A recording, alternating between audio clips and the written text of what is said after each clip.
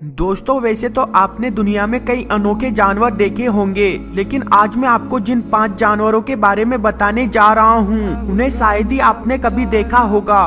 बस आप सभी लोगों से रिक्वेस्ट है कि इस वीडियो को लास्ट तक जरूर देखें। रोक्सेलाना।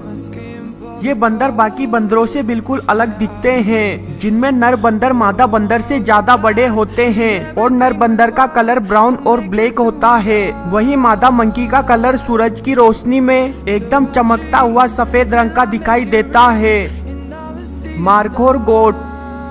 अगर आप एक ऐसे दानव को देखते हो जिसे देखकर लगता है कि वो एलियंस के रेडियो सिग्नल्स को पकड़ने की कोशिश कर रहा है, तो वो जरूर मार्खोर बकरी होगी, जो 6 फीट तक बड़ी होती है और उसके सींग 5.2 फीट तक लंबे होते हैं, जिनका यूज नर जानवर लड़ाई करके मादा को लुभाने के लिए करते हैं। इम्पेरोर तामारीन।